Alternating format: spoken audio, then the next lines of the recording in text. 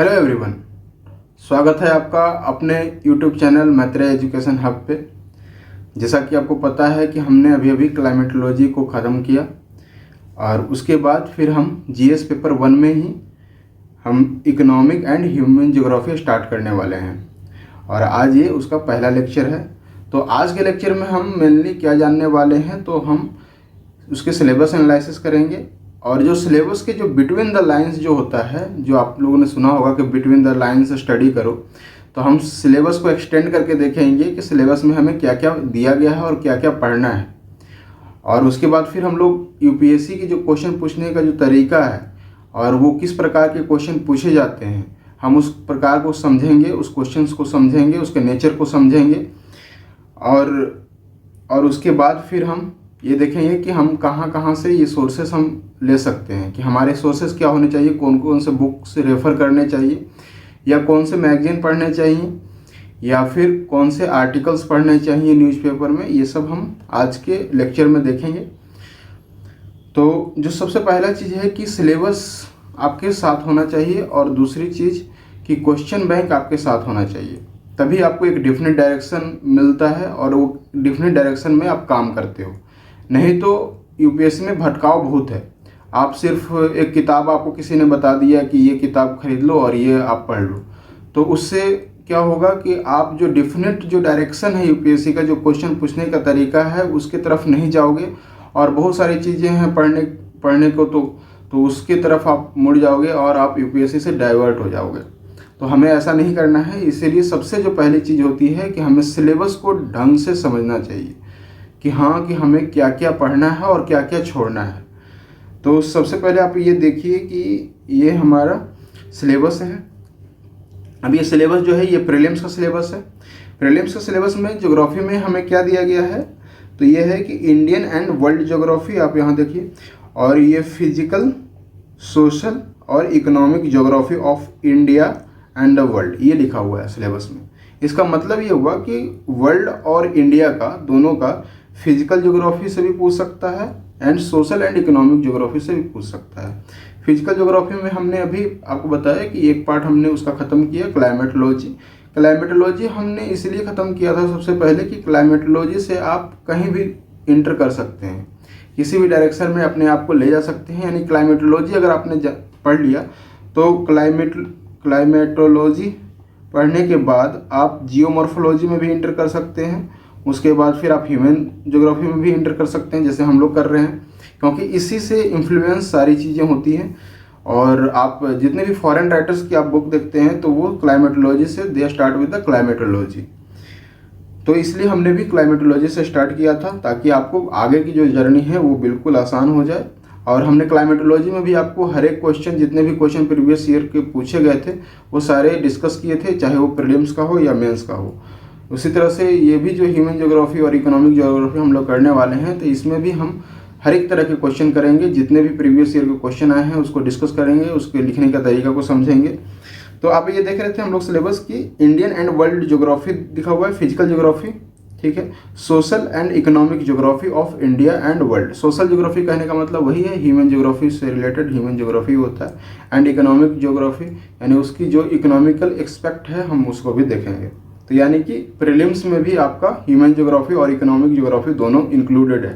तो ऐसा हम लोग बिल्कुल नहीं सोच सकते कि ये प्रीलिम्स का में क्वेश्चन नहीं पूछे जाते हैं, बल्कि प्रीलिम्स में बहुत सारे क्वेश्चन इससे पूछे जाते हैं। जैसे कि आपने देखा होगा कौन से क्वेश्चन पूछे जाते हैं, तो एग्रीकल्चर के क्वेश्चन 2020 का प्रीलिम्स हुआ, उसमें एग्रीकल्चर क्वेश्चन कितने सारे थे, बहुत सारे क्वेश्चन आए थे, लगभग 10 to 15% क्वेश्चन सिर्फ और सिर्फ एग्रीकल्चर से डायरेक्ट। और ये एग्रीकल्चर सिर्फ यहाँ ही काम नहीं आता आपका, ये जीएस पेपर 3 में भी काम आता है, ठीक है। तो इसीलिए ये लेक्चर्स जो है बहुत इंफॉर्मेटिव होने वाला है। तो आप लोग, और ये मैं पूरी कोर्स कराऊंगा, ऐसा नहीं है कि कोई लेक्चर मैं छोड़ दूंगा, तो ये पूरी कोर्स में करवाऊंगा। तो इसलिए आप अभी से ही ये लेक्चर से जुड़ जाइए ताकि आगे चीज़ें क्लियर हो जाए आपको। तो देख लिया हमने कि प्रीलिम्स में भी ये सिलेबस में है। दूसरी बात करते हैं कि मेंस में तो आप ये समझ लीजिए कि अभी आपको मैं एक जादू दिखाऊंगा कि किस तरह से यूपीएससी ने रिपीटेडली क्वेश्चंस अपने आप के जो क्वेश्चन है उसी को रिपीट किया है, बहुत बार रिपीट किया है, उसी एक पार्टिकुलर सेक्शन से क्वेश्चन पूछा गया है। तो आप ये देखिएगा कि अगर आप वो क्वेश्चन करके जाते हैं, उसके नेचर को समझ जाते हैं, तो आपके लिए कितनी चीज़ें आसान हो जाती है, ज़्यादा चीज़ नहीं पढ़ना पड़ेगा, उसी से क्वेश्चन बार बार आ रहा है तो आप उसमें महारत हासिल कर सकते हो, बार बार प्रैक्टिस करके उसे परफेक्ट बन सकते हो उसमें। तो आप ये देखिए कि मेंस में क्या दिया हुआ है कि डिस्ट्रीब्यूशन ऑफ, पहले तो ये salient feature of the world's physical geography, उसमें तो हम लोग जियोमॉर्फोलॉजी, क्लाइमेटोलॉजी, ओशियनोग्राफी ये सब देखते ही हैं, जिसमें हमने क्लाइमेटोलॉजी हमने पढ़ लिया है। इसके 17 लेक्चर्स का हमने प्लेलिस्ट बनाकर डाल दिया है, आप वहाँ जाकर देख लें। और ये फिर दूसरा जो है कि डिस्ट्रीब्यूशन ऑफ की नेचुरल रिसोर्सेज, आप ये याद रखिए कि क्या है की नेचुरल रिसोर्सेज। देखिए किस तरह से सिलेबस को पढ़ा जाता है, की natural resources across the world including South Asia and the Indian subcontinent. Okay, factors responsible for the location of primary, secondary and tertiary sector industries. तो ये देखिए ये दो चीज़ पर पार्टिकुलर फोकस कर रहा है, और जहाँ पर फोकस ज़्यादा करता है यूपीएससी, समझिए कि वहाँ से क्वेश्चन पूछने के चांसेस भी ज़्यादा होते हैं। इसीलिए हमने हाईलाइट किया, पहला क्या है कि डिस्ट्रीब्यूशन ऑफ की नेचुरल रिसोर्सेज। अब डिस्ट्रीब्यूशन ऑफ की नेचुरल रिसोर्सेज कहने का मतलब क्या हुआ, कौन कौन से रिसोर्सेज हो गए, तो मिनरल्स एंड एनर्जी। ठीक है, अब मिनरल्स में कौन कौन से जो की मिनरल्स हैं, तो आपको पता होगा कि हमने जैसे कि जो एनर्जी से रिलेटेड जो है, जैसे कोल है, ठीक है, तो कोल सेक्टर का ये पूरा हो गया। उसके बाद फिर रिफाइनरीज हैं, ठीक है, उसके बाद जो ऑयल, जितने भी ऑयल रिफाइनरीज हैं उसके बारे में हम जानते हैं। शेल गैस जैसे कि अभी न्यूज़ में था, तो शेल गैस है। तो ये सारी जो जितने भी ये एनर्जी रिलेटेड जो मिनरल्स हैं वो बहुत ज़्यादा इंपॉर्टेंट हो जाता है। यहाँ तक कि जो नेचुरल रिसोर्सेज में हम वाटर रिसोर्सेज की भी बात करेंगे, वाटर रिसोर्सेज की भी हम लोग बात करेंगे, क्योंकि वाटर रिसोर्सेज से बहुत सारे क्वेश्चन पूछे जाते हैं और पूछे भी गए हैं। तो ये देख रहे हैं कि आप जिस चीज़ को हाईलाइट किया हुआ है सिलेबस में, उससे क्वेश्चन पूछने के चांसेस बढ़ जाते हैं। दूसरा जो है कि क्या दिया हुआ कि फैक्टर्स किसके, location of primary, secondary and tertiary sector industry. Primary sector की बात की जाए तो कौन कौन से, एग्रीकल्चर आ गया इसमें, तो इसी से रिलेटेड एग्रीकल्चर के टॉपिक्स होंगे। सेकेंडरी सेक्टर में आ गया तो जितनी भी जो मैन्युफैक्चरिंग जो इंडस्ट्रीज हैं, ठीक है, तो उनका लोकेशन कौन कौन से फैक्टर पर डिपेंड करते हैं, जैसे स्टील हो गया, स्टील एंड आयरन इंडस्ट्री। ठीक है, इसमें प्राइमरी में एग्रीकल्चर हम देख लेंगे, इसमें हम आईटी इंडस्ट्री देख लेंगे, जो कि काफ़ी न्यूज़ में भी रहता है और एलिवेंट भी है। फोर्थ रिवोल्यूशन, जो इंडस्ट्रियल रिवोल्यूशन, इंडस्ट्रियल कॉरिडोर देख सकते हैं। तो हमें इन चीज़ पर फोकस करना है, इन चीज़ को अच्छे से तैयार करना है, पढ़ना है। अब इसी से रिलेटेड बाकी टॉपिक्स भी खुलते हैं, जो मैंने बताया था आपको कि बिटवीन द लाइन्स हम लोग करेंगे। तो बिटवीन द लाइन्स में हमें क्या मिलता है, तो जैसे कि जो इंडस्ट्रीज है, ठीक है, जो सेकेंडरी इंडस्ट्रीज है, जो टर्शियरी सेक्टर है, तो ये सब चीज़ें आपको कहाँ देखने को मिलती है, अर्बन में देखने को मिलती हैं। और ये चीज़ें जहाँ लोकेट होती हैं वहाँ पे क्या होता है, अर्बनाइजेशन होता है। तो हमें क्या करना है कि अपने स्टडी में अर्बनाइजेशन को भी इंक्लूड करना है।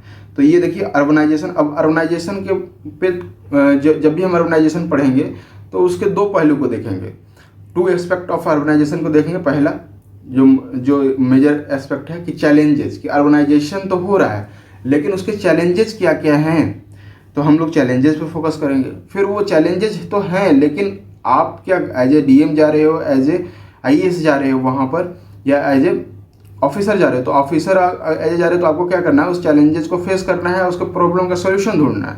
तो हम उससे सोल्यूशन की भी बात करेंगे। अब चैलेंजेस में क्या क्या निकल के सामने आती हैं, वो टॉपिक को हमें तैयार करना पड़ेगा ना। तो जो चैलेंजेज हैं, जैसे कि टाउन प्लानिंग की हो गई, ठीक है, उसके बाद जैसे वेस्ट मैनेजमेंट, वहाँ पर सबसे ज़्यादा कि इतने सारे कचरे जो इकट्ठे होते हैं, चाहे ई वेस्ट हो गया या फिर जो डोमेस्टिक वेस्ट हो गया, तो इन सब की जो प्रॉब्लम है वेस्ट मैनेजमेंट, सीधे हम लोग बोलेंगे प्लास्टिक वेस्ट मैनेजमेंट हो गया, डिफरेंट तरीके के वेस्ट मैनेजमेंट, सीवेज जैसे कि हो गया ट्रीटमेंट।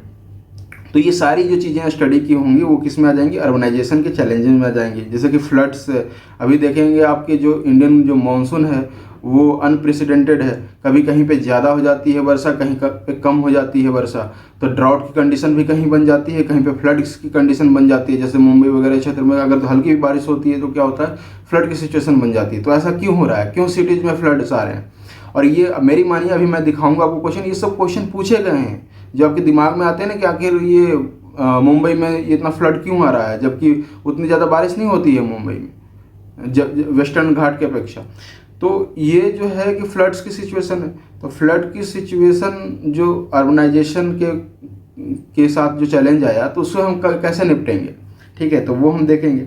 फिर एक कनेक्टिविटी की प्रॉब्लम, कि अगर हमें गांव से शहर को जोड़ना है या शहर से फिर और डिफरेंट रीजन में जाना है, अपने प्रोडक्ट्स को पहुंचाना है, जो भी इंडस्ट्रीज लगेंगी या फिर लोग इधर से उधर जाकर माइग्रेट होंगे, तो उनके लिए एक प्रॉपर कनेक्टिविटी होनी चाहिए। तभी तो वो कनेक्टिविटी कौन देगा, उसकी सॉल्यूशन क्या है, तो वो हम देखेंगे। कनेक्टिविटी में हम क्या क्या देख सकते हैं। कनेक्टिविटी में जैसे कि ट्रांसपोर्टेशन एक हो गया, ठीक है, और दूसरा हो गया क्या, कम्युनिकेशन हो गया। ट्रांसपोर्टेशन के बहुत सारे साधन हैं, जैसे रोडवेज है, रेलवेज है, एयरवेज है।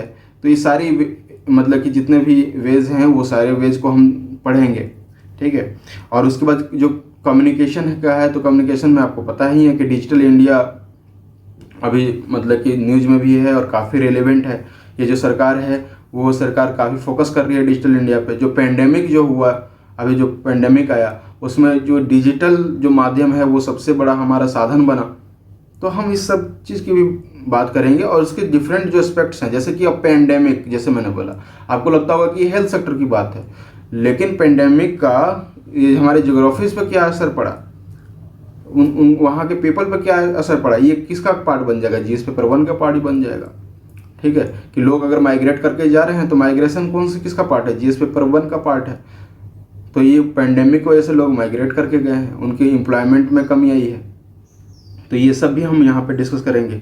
उसके बाद फिर अब इसके जैसे जैसे सोल्यूशन हम लोग देख लेंगे। तो टाउन प्लानिंग का सबसे अच्छा जो सोल्यूशन सामने आया वो जो है स्मार्ट सिटीज़ का कंसेप्ट आया 2014 के बाद। तो हम स्मार्ट सिटीज़ के बारे में पढ़ेंगे। उसके बाद जो वेस्ट मैनेजमेंट का, तो हमारी गवर्नमेंट ने क्या स्टार्ट किया था, स्वच्छ भारत मिशन हमने स्टार्ट किया था, जो अर्बन और रूरल दोनों में। और फिर ODF हमने स्टार्ट किया था, क्या ओपन डेफिकेशन फ्री हमने भी बोलते हैं, और उसके बाद ओपन डेफिकेशन फ्री प्लस भी आया। तो इसकी भी पढ़ाई करेंगे हम लोग। उसके बाद फिर जो नेविगेशन है या फिर फ्लड का जो सिचुएशन जो फॉर्म हो रहा है, तो उसकी एक सोल्यूशन बताई जाती है कि रिवर इंटरलिंकिंग, और रिवर इंटरलिंकिंग प्रोजेक्ट्स हमारे यहाँ चल रहे हैं, तो हम उन प्रोजेक्ट्स को भी पढ़ेंगे। उसके बाद फिर जो कनेक्टिविटी की है, जैसे भारतमाला, ठीक है, सागरमाला, नेविगेशन थ्रू सैटेलाइट्स, तो ये सारे IRNS जो आपने ये देखा होगा सैटेलाइट्स, तो ये सारी चीज़ें हम लोग इसमें अपने स्टडी में इंक्लूड करेंगे। कनेक्टिविटी से जो कम्युनिकेशन का जो चीज़ है, तो उसे हम लोग डिजिटल इंडिया के माध्यम से पढ़ेंगे। तो आप देख रहे हैं कि किस तरह से हमने सिलेबस को एक्सपेंड किया और उसी को हम लोग पढ़ेंगे। और फिर देखेंगे कि क्वेश्चन इससे पूछा गया है कि नहीं, कौन से एरिया से ज़्यादा क्वेश्चन पूछा गया है। अब देखिए कि ये हमने अर्बनाइजेशन आपके बारे में बताया कि अर्बनाइजेशन में हमें क्या क्या पढ़ना होता है।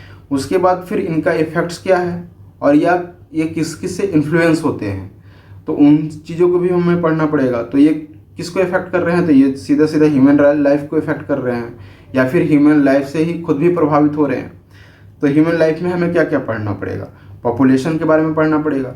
उसके बाद फिर कि जो ह्यूमन का जो डेवलपमेंट है ना, तो उसकी अब ह्यूमन डेवलपमेंट में हम लोग क्या क्या पढ़ेंगे, तो ह्यूमन डेवलपमेंट इंडेक्स पढ़ेंगे, various kind of human development के जो मेजरमेंट की जो चीज़ें होती है, जैसे कि पॉवर्टी लेवल भी हम लोग देखेंगे इसमें। SDG गोल भी देखेंगे हम लोग, SDG गोल। तो हमने देखिए कि सिलेबस को किस तरह से एक्सपेंड किया और इन्हीं सब चीज़ों को पढ़ना है। आगे बाकी जिस चीज़ें में है उसमें माथापच्ची नहीं करनी है, क्योंकि आप देखिएगा, अभी मैं आपको क्वेश्चन दिखाऊंगा तो मोरलेस क्वेश्चन इसी टॉपिक से आए हैं। यही हमारा मेजर जो टॉपिक है। और मैंने यूट्यूब पर बहुत सारे वीडियोस देखे हैं कि अवेलेबल जो हैं ह्यूमन ज्योग्राफी, इकोनॉमिक ज्योग्राफी के, वो या तो डाइवर्ट हो जाते हैं या तो वो ऑप्शनल की तरफ चले जाते हैं। ऑप्शनल में वो जाकर सोर्सेज बताते हैं, जैसे कि RC चंदा पढ़ लीजिए। मैं आपको बता रहा हूँ कि GS पेपर 1 में RC चंदा को पढ़ने की जरूरत ही नहीं है ना। अभी मैं सोर्सेज बताऊँगा, वो सोर्सेज मतलब कि काफ़ी है आपके लिए, मोर देन इनफ है। और GS पेपर 1 में आप देखिए कि लगभग 5 से 6 क्वेश्चन हर एक साल रिपीट होते हैं क्वेश्चन, और वही क्वेश्चन रिपीट हो रहे हैं।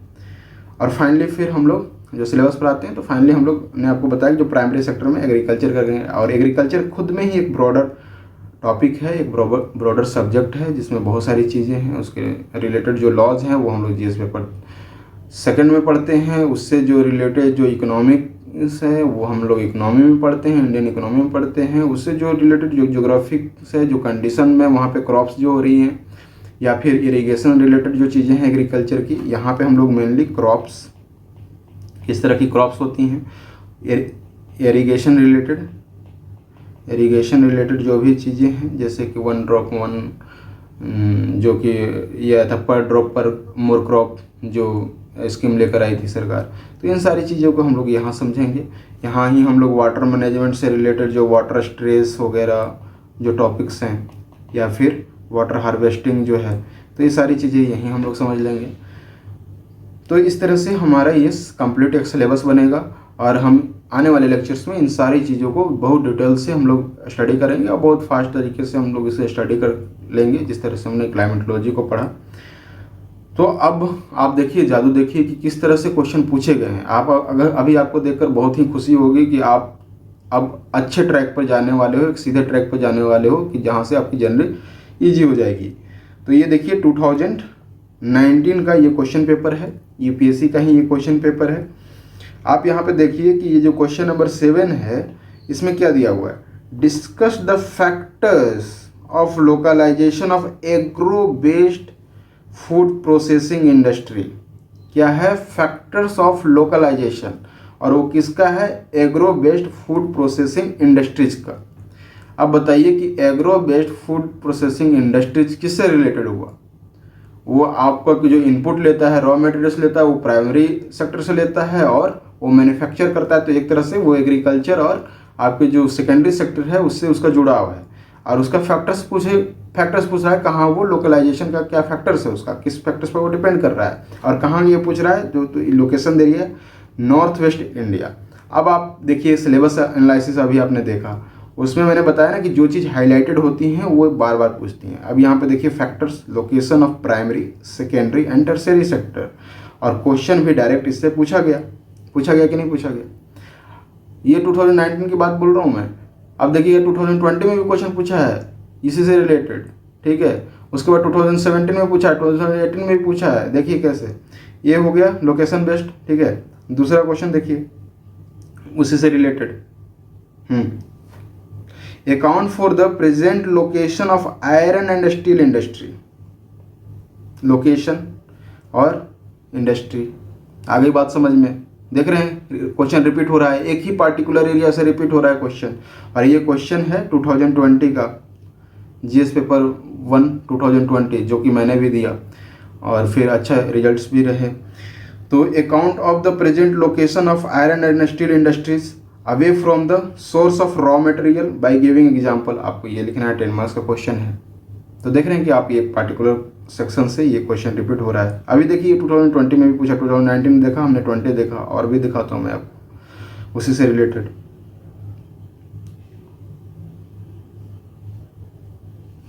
What is the significance of the industrial corridors in India. पूछा इंडस्ट्रियल कॉरिडोर से यानी इंडस्ट्री से related. Identifying industrial corridors explain their main characteristic, ठीक है। अगेन कैरेक्टरिस्टिक की बारे में बात कर रही है, तो फिर क्या है कि लोकेशन वगैरह फिर से आ जाएगा इस चीज़ में। तो फिर आपने देखा कि ये कौन सा ईयर का क्वेश्चन है, ये 2018 का है। तो 2018, 2019, 2020 लगातार पार्टिकुलर सेक्शन से क्वेश्चन तो आ ही रहे हैं। तो लगभग अगर आपने उस टॉपिक को तैयार कर लिया तो लगभग 1 से 2 क्वेश्चन तो हर एक साल आपका पक्का हो गया, और परफेक्ट लिख कर आओगे आप। तो ये एक पार्टिकुलर टॉपिक से मैं बोल रहा हूँ कि जो इतने सारे क्वेश्चन पूछे गए हैं। बाकी देखिए, ठीक है। और दूसरी तरह का क्वेश्चन देखिए, नेचर देखिए क्वेश्चन का। तो ये देखिए फॉर एग्जांपल ये है कि the interlinking river can provide solution to multi dimensional inter related problem of drought, floods, interrupted navigations. अब ये देखिए कि इंटरलिंकिंग प्रोजेक्ट्स, मैंने अभी आपको बताया था सिलेबस एनालिसिस में कि इंटरलिंकिंग रिवर्स जो है वो जो सिटीज में जो फ्लड्स हैं, जो ड्रॉट्स हैं, उसका एक सोल्यूशन बन सकता है, और इस पर क्वेश्चन पूछा गया है। और ये सिर्फ 2020 में ही नहीं पूछा गया है, ये 2018 में पूछा गया है, 2019 में भी इसी तरह से क्वेश्चन रिलेटेड पूछे गए हैं। तो देखिए कि एक पार्टिकुलर सेक्शन अगर हमने तैयार कर लिया तो हमारे क्वेश्चंस इजीली सॉल्व हो जाएंगे। फिर इसी से रिलेटेड ये देखिए 2020 का ही क्वेश्चन है, और इसी से रिलेटेड दूसरा क्वेश्चन है कि account for the flooding of million cities in India including the smart one. Like Hyderabad and Pune suggest lasting remedial measures. वही सॉल्यूशन पूछा, चैलेंजेस दे दिया, चैलेंजेस उसने खुद बता दिया कि ये चैलेंजेस मैं बताता हूँ, इसकी सॉल्यूशन बता दीजिए। और ये कौन सी पार्टिकुलर एक हैदराबाद सिटी का भी नाम दे दिया है, और उसी से रिलेटेड उसी की जैसे सिटीज़ जैसे कि मुंबई वगैरह जो है, और स्मार्ट वन यानी कि स्मार्ट सिटीज़ की भी आपको जानकारी होनी चाहिए।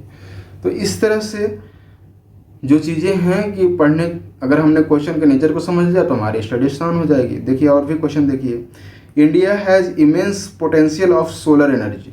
अब ये किससे रिलेट हो गया, तो नेचुरल रिसोर्सेज एंड एनर्जी वाला टॉपिक है, नेचुरल रिसोर्सेज एंड एनर्जी वाला जो टॉपिक है उससे हम पढ़ लेंगे तो ये क्वेश्चन आ जाएगा। India has immense potential of solar energy though there are regional variation in the development elaborate. अब इस स्टेटमेंट को आपको एलेबोरेट करना है, जो कि हम लोग देखेंगे जैसे जैसे आगे लेक्चर बढ़ेगा, और जो उस टॉपिक से जितने भी क्वेश्चन होंगे, अभी जो क्वेश्चन हम लोग देख रहे हैं उसे लिखने की कोशिश करेंगे, उसे समझने की कोशिश करेंगे, उसके नेचर को समझ जाएंगे, तो आने वाले जितने भी एग्जाम्स होंगे हम लोग उसे आसानी से क्लियरिफाई कर लेंगे।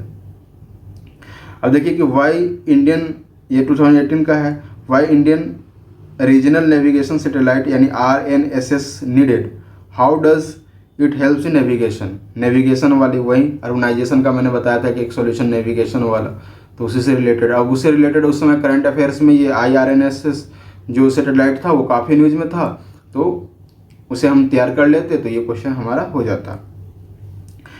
देखिए नेक्स्ट है the ideal solution of depleting ground water resources, वही यानी कि नेचुरल रिसोर्सेज और एनर्जी वाला अगर हम टॉपिक कर लेंगे तो ये हमारा टॉपिक क्लियर हो जाएगा। अभी मैंने आपको बताया था कि उसमें हम वाटर रिसोर्सेज को भी इंक्लूड करेंगे, यानी कि उससे रिलेटेड जो वाटर हार्वेस्टिंग है या उससे रिलेटेड जो चैलेंजेस हैं हमें उसे भी पढ़ना है।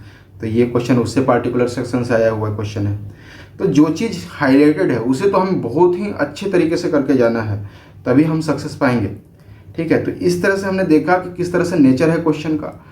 आने वाले लेक्चर में हम हर एक टॉपिक्स को पढ़ेंगे और उस टॉपिक से रिलेटेड जितने भी क्वेश्चन आए हैं, चाहे वो प्रीलिम्स के हों या फिर मेंस के हो, हम सारे क्वेश्चंस को यहाँ पे डिस्कस करने वाले हैं, प्रीलिम्स प्लस मेंस की, याद रखिएगा।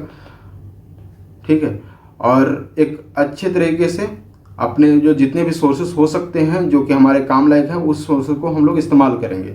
अब देखिए कि अगर आप खुद भी पढ़ रहे हैं, सेल्फ स्टडी करना चाहते हैं, या फिर लेक्चर से पढ़ के उसके बाद फिर जाकर खुद भी जाकर उसको रिवाइज करना चाहते हैं, तो आपको कौन कौन से सोर्सेस अपनाने चाहिए पार्टिकुलरली GS पेपर 1 के लिए। ऑप्शनल के लिए तो और भी चीज़ें आपको एडवांस हो जाती हैं, लेकिन GS पेपर 1 के लिए कितनी सारी कौन कौन सी सोर्सेस इनफ है। तो देखिए ज़्यादा सोर्सेस नहीं फॉलो करना है, जितना आप ज़्यादा सोर्सेस फॉलो करेंगे तो आप ज़्यादा कन्फ्यूज करेंगे और रिवाइज नहीं कर पाएंगे। मेन है रिवाइज। तो UPSC में मेन होता है रिवीजन, की बार बार आप चीज़ों को रिवाइज करें।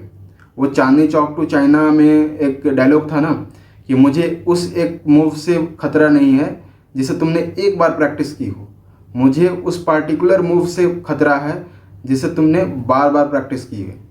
तो वही UPSC भी चाहता है कि आप उन चीज़ों को बार बार प्रैक्टिस करें और अपने आप को परफेक्ट करें। ठीक है, तो सोर्सेस हमें लिमिटेड रखनी है। सोर्सेस में हमें क्या क्या देखना है, तो सबसे पहले NCERT में 2 किताबें आती हैं। पहली जो किताब है आपने ये देखा होगा, इस तरह का कवर है, इंडिया पीपल एंड इकोनॉमी, ये किताब है। ये क्लास 12 की किताब है, टेक्स्ट बुक है, और इसमें मेनली कि इंडियन पीपल का और इंडिया की इकोनॉमी के बारे में बात की गई है। ये वर्ल्ड का नहीं है, सिर्फ इंडिया पर डेडिकेटेड है, इंडियन फोकस्ड है। तो ये एक बुक पढ़नी है हमें। और दूसरी बुक है फंडामेंटल्स ऑफ ह्यूमन ज्योग्राफी, ये भी क्लास 12 की बुक है, और ये पूरा ग्लोबल है, पूरे वर्ल्ड के बारे में ये दिया गया है। और ये क्या हो गया, ये इंडियन स्पेसिफिक हो गया, इंडियन स्पेसिफिक, और ये पूरे ग्लोबल हो गया। तो ये 2 बुक मेनली हमें फॉलो करना है। इसके अलावा क्या क्या है, तो इसके अलावा आपने देखा होगा कि योजना और कुरुक्षेत्र आता है। आप ये देखिए, ये जो मैगजीन है ये योजना मैगजीन है। अब ये इस तरह की मैगजीन आती है योजना की, हर एक मंथ आती है। अब ये हर एक मंथ में इसके ऊपर ना कुछ टॉपिक्स दिए होते हैं।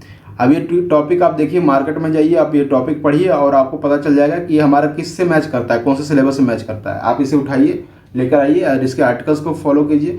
देखिए योजना मैगजीन जो है ना, योजना मैगजीन को फॉलो करने से एक चीज़ क्या होता है कि हमें यहाँ पर गवर्नमेंट डेटा मिल जाते हैं जिसके अपॉन हम रिलाई कर सकते हैं, हम भरोसा कर सकते हैं। ठीक है, कुरुक्षेत्र से कुरुक्षेत्रा जो होता है वो रूरल इकोनॉमी के बारे में ज़्यादा बात करता है, रूरल एरियाज़ के बारे में बात करता है, वहाँ के चैलेंज के बारे में बात करता है। तो हमारे पास अर्बन और रूरल के एक डिफिनेट डेटा हो जाएंगे जिससे हम एग्ज़ाम में डायरेक्टली यूज कर सकते हैं। ऐसा नहीं है कि किसी न्यूज़पेपर द्वारा ये डेटा दिया गया, तो हम इसे क्लेम कर सकते हैं। अगर मान लीजिए कभी कोई दिक्कत भी आई कि ये डेटा अगर उन्होंने गलत भी काटा, तो हम क्लेम कर सकते हैं कि these are the datas provided by the government, और हम एक भरोसा कर सकते हैं इनके डेटाज पर। इनके आर्टिकल्स आते रहते हैं, अच्छे अच्छे आर्टिकल्स होते हैं। जो आर्टिकल आपको अपने सिलेबस के अकॉर्डिंग लगे, आपके टॉपिक के अकॉर्डिंग लगे, उस आर्टिकल को पढ़िए, उससे जो जरूरी की जो चीज़ें हैं, कंटेंट हैं, उसे निकाल लीजिए और उसका नोट्स बना लीजिए। वैसे मैं ये जो लेक्चर प्रिपेयर कर रहा हूँ, इन सारी चीज़ों को मैं ऐड करूँगा।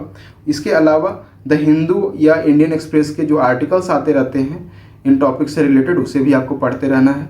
अच्छे अच्छे सोल्यूशंस मिलते हैं, उससे एक अच्छा टॉपिक हमें तैयार हो जाता है। और आप देखिएगा सर्च करके कि जितने भी क्वेश्चन पूछे गए हैं उसको एक बार सर्च करके आप देख लो गूगल पर, तो आपको उससे रिलेटेड बहुत सारे आर्टिकल्स मिल जाएंगे। उन आर्टिकल्स को जाकर गो थ्रू कीजिए। हर एक का नोट्स नहीं बनाना है, एक जिस्ट तैयार कर लीजिए जो कि हम अपने लेक्चर्स में भी इंक्लूड किए हुए हैं। उसके बाद फिर जो मेन है कि 2011 का भी सेंसस चल रहा था, उसी की डेटा हमारे पास था, लेकिन 2021 में भी 10 साल, हर एक 10 साल के बाद सेंसस होता है। अभी पेंडेमिक के कारण थोड़ा सा डिले हो रहा है, लेकिन 2021 का भी जल्द ही डेटा आ जाना चाहिए, आ जाएगा। उसे भी हम लोग अपने लेक्चर्स में इंक्लूड कर देंगे जब वो आएगा। तो इस तरह से कंप्लीट पैकेज हमारा तैयार हो जाएगा, एक कंप्लीट अच्छे रिलायबल सोर्सेज के थ्रू, और हम अच्छे आंसर लिख पाएंगे और अच्छी अंडरस्टैंडिंग बना पाएंगे। तो ये मैंने आपको पूरा ओवरव्यू दिया कि किस तरह से हमारे लेक्चर्स आगे बढ़ेगा और किस तरह से हमने सिलेबस को जाना और किस प्रकार के क्वेश्चन पूछे जाते हैं। अब आपके दिमाग में क्लियर बातें हो गई होंगी कि हमें ज्योग्राफी, ह्यूमन ज्योग्राफी और इकोनॉमिक ज्योग्राफी में पार्टिकुलर कौन सी चीज़ों पर ध्यान देनी है, और अगर हम इन चीज़ों पर ध्यान देंगे तो आसानी से क्वेश्चन हम सॉल्व कर ले जाएंगे। तो ये रहा आज का लेक्चर, जो कि काफ़ी इन्फॉर्मेटिव था, और होप कि आपको ये लेक्चर पसंद आया हो। तो प्लीज़ चैनल को सब्सक्राइब करिए और बाकी लोगों को भी शेयर करें, ताकि एक अच्छा माहौल, एक अच्छा कम्युनिटी डेवलप हो सके। Thank you.